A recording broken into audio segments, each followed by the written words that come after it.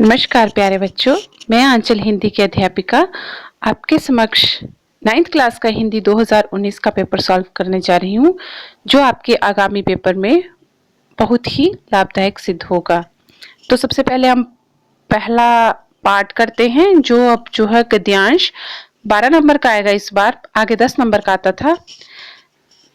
तो ये है, संसार के सभी देशों में शिक्षित व्यक्ति की सबसे पहली पहचान ये होती है कि वह अपनी मातृभाषा में दक्षता से काम कर सकता है। केवल भारत ही एक ऐसा देश है जिसमें शिक्षित व्यक्ति वही समझा जाता है जो अपनी मातृभाषा में दक्ष हो या नहीं, किंतु अंग्रेजी में जिसकी दक्षता असंदिग्ध हो। संसार के अन्य देशों में भी सुसंस्कृति व्यक्ति वही समझा जाता है जिसके घर में अपनी भाषा की पुस्तकों का संग्रह हो और जिसे बराबर ये पता रहे कि उसकी भाषा के अच्छे लेखक और कवि कौन है तथा समय समय पर उनकी कौन सी कृतियां प्रकाशित हो रही हैं। भारत में स्थिति दूसरी है। यहाँ प्राय घर में साज सज्जा के आधुनिक उपकरण तो होते हैं, परंतु अपनी भाषा की कोई पुस्तक या पत्रिका दिखाई नहीं पड़ती। ये दुरावस्था भले ही किसी ऐतिहासिक प्रक्रिया का परिणाम है, किंतु वह सुदशा नहीं, दुरावस्था ही है।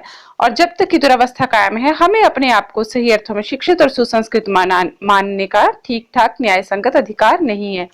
इस दुरावस्था का एक भयानक दुष्परिणाम ये है कि भारतीय भाषाओं के समकालीन साहित्य पर लोगों की दृष्टि नहीं पड़ती और विश्वविद्यालयों के प्राय सर्वोत्तम छात्र थे और अब शासन तंत्र के ऊंचे पदों पर काम कर रहे हैं। इस दृष्टि से भारतीय भाषाओं के लेखक केवल यूरोपीय और अमेरिकी लेखकों से हीन ही नहीं है, बल्कि उनकी किस्मत तो मिस्र, वर्मा, इंडोनेशिया, चीन और जापान के लेखकों की किस्मत से भी अधिक खराब है, क्योंकि इन सभी देशों के लेखकों की कृतियां वहां के अत्यंत सुशिक्षित लोग भी पढ़ते हैं। केवल हम ही हैं जिनकी पुस्तकों पर यहाँ के तथाकथित शिक्षित समुदाय की दृष्टि प्राय नहीं पड़ती। हमारा तथाकथित उच्च शिक्षित समुदाय जो कुछ पढ़ना चाहता है उसे अंग्रेजी में ही पढ़ लेता है।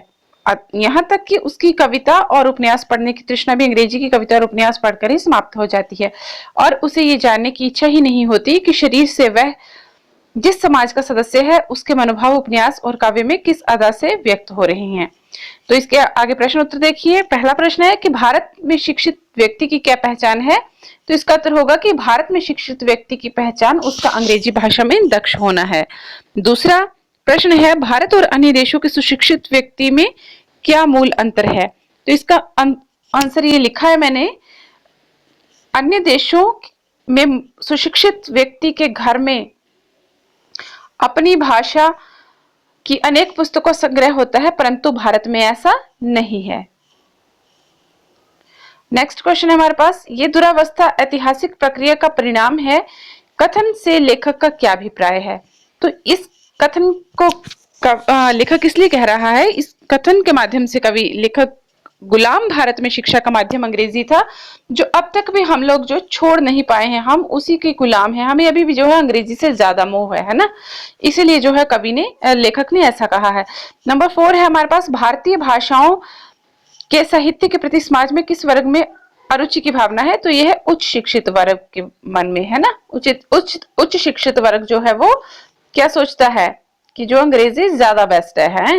नेक्स्ट है भाग, भारतीय शिक्षित समुदाय प्राय किस भाषा का साहित्य पढ़ना पसंद करता है। तो वो अंग्रेजी भाषा का साहित्य जो पढ़ना ज्यादा पसंद करता है। इस गद्यांश का उपयुक्त शीर्षक हो सकता है भारतीय और मातृभाषा, या फिर भारत में मातृभाषा की स्थिति, कि भारत में मातृभाषा की स्थिति क्या है। और नेक्स्ट है हमारे पास, उच्च वर्गीय व शिक्षित शब्दों के प्रत्यय अलग कीजिए। तो उच्च वर्गीय में तो वर्गीय ही है, और नेक्स्ट है शिक्षित, तो शिक्षित का होगा शिक्षा जमा इत। शिक्षा जो है वो मूल शब्द है और इत जो है इसका प्रत्यय रहेगा। इसके पीछे हम एक क्वेश्चन छोड़ रहे हैं कि निम्नलिखित शब्दों के समानार्थी। संसार का समानार्थी होगा जगत, और दक्षता का होगा प्रवीणता या निपुणता। आगे निम्नलिखित शब्दों के विपरीतार्थक, तो आधुनिक का होगा पुरातन और अच्छे का होगा बुरे। नेक्स्ट है, संसार में सभी देशों के शिक्षित व्यक्ति की पहली पहचान क्या होती है। तो कि ये होती है कि वह अपनी मातृभाषा में दक्षता से काम कर सकता है। ठीक है, तो ये हो गया आपका फर्स्ट क्वेश्चन। सेकंड क्वेश्चन जो है अब नहीं आता 7 नंबर का, इस बार डिलीट है सिलेबस से, और उसके आगे आपके पास आएगा निबंध लिखने के लिए। निबंध आपने सभी तैयार करने हैं, अब तो किए ही होंगे आप लोगों ने निबंध तैयार। 10 नंबर का आएगा इस बार निबंध, जो नगर पालिका के अध्यक्ष को कस्बे की सफाई हेतु प्रार्थना पत्र। आगे आपको प्रार्थना पत्र आएंगे। उसके अगला क्वेश्चन जो है वो समझने वाला है कि वाक्यों में क्रिया भेद लिखना है। तो प्रश्न नंबर 5 देखिए। प्रश्न नंबर 5 है हमारे पास कि वाक्य में प्रयुक्त क्रिया शब्द के भेद कौन से हैं। तो पहला है सीता खेलती है। तो सीता खेलती है में अकर्मक क्रिया है। ठीक है, किस तरीके से आपको पता है, जब भी हम पूछते हैं वाक्य में कि सीता क्या करती है, सीता क्यों करती है, सीता किसे करती है, तो उसका कुछ आंसर नहीं मिलता है ना। सीता क्या खेलती है, कुछ नहीं पता। सीता किसे खेलती है, कुछ नहीं पता। जीरो आंसर मतलब नो आंसर। जब इन चीजों का आंसर नहीं मिले तो क्रिया अकर्मक होती है। ठीक है, अब तो इसमें है सीता खेलती में हो गया अकर्मक क्रिया। दूसरा है हमारे पास मोहन अपने बेटे से कपड़े धुलवाता है। कपड़े धुलवाता है, धोता नहीं है, धुलवाता है। जब यह हम किसी दूसरे आदमी से काम करवाते हैं तो वहां पे होती है प्रेरणार्थक क्रिया। जब हम खुद काम ना करके किसी से करवाते हैं तो वहां होती है प्रेरणार्थक क्रिया। अब क्वेश्चन नंबर 3 देखिए। पुलिस ने चोर पकड़ा। अब पुलिस ने क्या पकड़ा, चोर। पुलिस ने किसे पकड़ा, चोर। यानी कि हमको यहाँ पे उत्तर मिल रहा है कि उसने चोर पकड़ा है। जहां पे आपको ये इस क्या का उत्तर मिले, किसे का उत्तर मिले, वहां होती है कर्मक क्रिया। तो इस प्रकार आप समझ गए कि पहला है सीता खेलती है में अकर्मक क्रिया, कपड़े धुलवाता है में वो काम करवा रहा है तो उसमें प्रेरणार्थक क्रिया, और इसमें पुलिस ने चोर को पकड़ा है, किसे पकड़ा है, चोर को, तो इसलिए यहाँ पे हो गई सकर्मक क्रिया। नेक्स्ट है हमारे पास निम्नलिखित वाक्यों में अव्यय छांटिए। तो इसमें है विराट ने फटाफट सचिन का रिकॉर्ड तोड़ा। तो इसमें होगा फटाफट। इसमें है फटाफट जो है वो विराट ने फटाफट सचिन का रिकॉर्ड तोड़ा। तो इसमें आ गया हमारे पास फटाफट। फटाफट है हमारा अव्यय। अव्यय वो होता है विकारी शब्द जिसका जो मतलब चेंज नहीं होता, जिसमें कभी विकार नहीं होता। वो लिंग वचन क्रिया के रूप में एक समान ही रहता, उसमें कभी चेंज नहीं आता। तो विराट ने फटाफट सचिन का रिकॉर्ड तोड़ा, इसमें होगा फटाफट। और चारों ओर भ्रष्टाचार का बोलबाला है तो इसमें होगा और। ठीक है, और मैं उसकी बात शांत होकर सुन रहा था तो इसमें होगा शांत होकर। आगे नेक्स्ट देखिए हमारे पास है नंबर 7। वाक्यों को पढ़कर निर्देशानुसार उत्तर दीजिए। मेरा विचार है कि आज घूमने चले। तो ये हमारे पास एक मिश्र वाक्य है, इसको हमने बदलना है संयुक्त वाक्य में। मेरा विचार है कि आज हम घूमने चले, तो इसका हम करेंगे मेरा विचार आज घूमने का है, अतः आज हम घूमने चलेंगे। आपको मैंने पिछली बार बताया था कि समुच्चय लगाकर ही जो है वो संयुक्त वाक्य बनता है। ठीक है, जिसमें अतः और इसलिए तथा एवं शब्दों का प्रयोग होता है। तो मेरा विचार आज घूमने का है तो आज हम घूमने चलेंगे। नंबर 2 है हमारे पास जो विद्वान होता है उसे सभी आदर देते हैं। इसमें उद्देश्य और विधेय छांटना है। तो उद्देश्य क्या है, जो विद्वान होता है, और विधेय है उसे सभी आदर देते हैं। जिसके बारे में बात की जा रही हो वो उद्देश्य होता है ना। तो विद्वान के बारे में बात की जा रही है, जो विद्वान होता है, और अब उसके बारे में बोला क्या जा रहा है, वो विधेय होता है। तो क्या बोला जा रहा है कि उसे सभी आदर देते हैं। तो उद्देश्य हुआ जो विद्वान होता है और विधेय हुआ उसे सभी आदर देते हैं। नेक्स्ट है हमारे पास कल सोलन में मेला है और हम वहां जाएंगे। और लगा है तो यहाँ पे क्या है, संयुक्त वाक्य, और हमें क्या बोला है कि इसको मिश्र वाक्य में बदलना है। तो मिश्र वाक्य में आपको पहचान पता ही है, तो, कि, जो, कि, यद्यपि, है ना।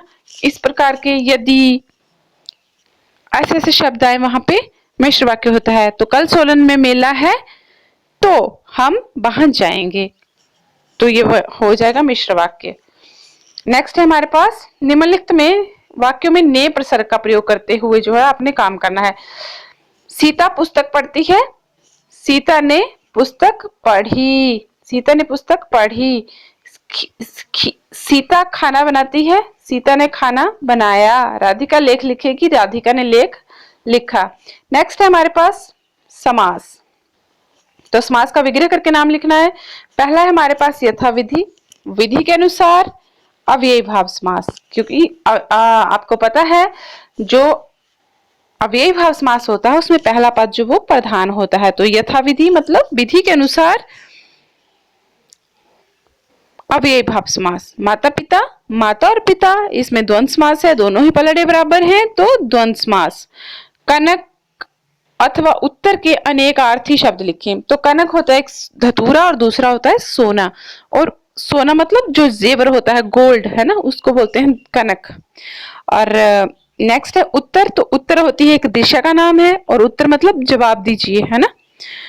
तो नेक्स्ट है हमारे पास प्रश्न नंबर 10।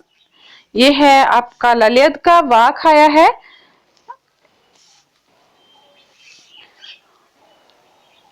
वाक आया है आपको, खा खाकर कुछ पाएगा नहीं, न खाकर बनेगा अहंकारी, सम खा तभी होगा संभावी, खुलेगी सांकल बंद द्वार की। तो आपको पता है ये जो ललित हैं,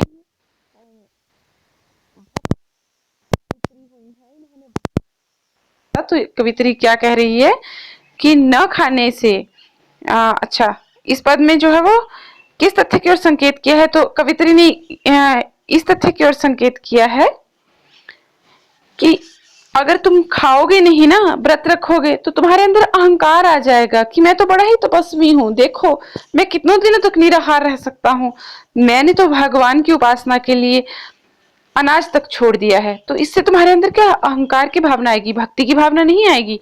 और अगर खाते ही रहोगे तो क्या 24 घंटे खाने में ही ध्यान रहा है, कुछ भी रहेगा, खा खा के भी कुछ बनने नहीं वाला। तो कवित्री कहती कि आप संतुलित खाओ, थोड़ा थोड़ा खाओ, ऐसा नहीं है कि आप व्रत ही रखे रखो, या ऐसा ही नहीं है कि 24 घंटे आप खाते ही रहो। मतलब समभावी होगे ना, समान भाव, संतुलित भाव होंगे आपके, तभी जो है वो बंद द्वार की सांकल जो है आपकी खुलेगी। सांकल होती है वैसे कुंडी होती है। तो ऐसा कवित्री मानती है कि हम बहुत ज्यादा जब व्रत जब तप करते हैं, तब क्या हमको अहंकार होने लगता है कि मेरे जैसा तो कोई महान ही नहीं है, मैं तो बहुत पूजा पाठ करता हूँ।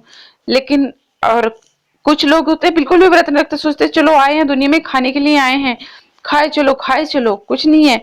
तो वो भी गलत है ना। तो क्या है, हमें संभावी होना चाहिए, संतुलित खाना चाहिए और संभावी रहना चाहिए। नेक्स्ट है कवित्री और कविता का नाम। तो कवित्री का नाम ललित है और कविता का नाम आपको पता ही है, ललित के वाक हैं, है ना। समखा से क्या तात्पर्य है, समखा का मतलब है संतुलित मात्रा में खाना। नेक्स्ट आपका क्षितिज अटारी, ये वाला डिलीट है इस बार सिलेबस से। नेक्स्ट है हमारे पास, ये आपको आप देख लीजिए इसमें से कौन कौन सा सिलेबस में जो डिलीट है वो ये है। लता ने बादल रूपी मेहमान को किस तरह से देखा और क्यों, कवि दक्षिण दिशा की पहचान करने में क्यों मुश्किल था। इस तरीके से जो ये प्रश्न उत्तर हैं बाकी के बच्चे हुए, ये आपने जरूर याद करने हैं क्योंकि बहुत ही इंपॉर्टेंट है। मैं आपको सिर्फ सॉल्व करने वाले क्वेश्चन करवा रही हूँ, बाकी जो याद करने वाले हैं वो आप स्वयं करेंगे। प्रश्न नंबर 13 देखिए, ये तो आपकी ही बुक से है। सालिम अली प्रकृति की दुनिया के एक टापू बनाने के बजाय था सागर बनकर उभरे थे। जो लोग उनके भ्रमणशील स्वभाव और उनके आयावरी से परिचित हैं, उन्हें महसूस होता है कि आज भी पक्षियों के सुराग में ही निकले हैं। अब बस अभी गले में जो है दूरबीन डाल के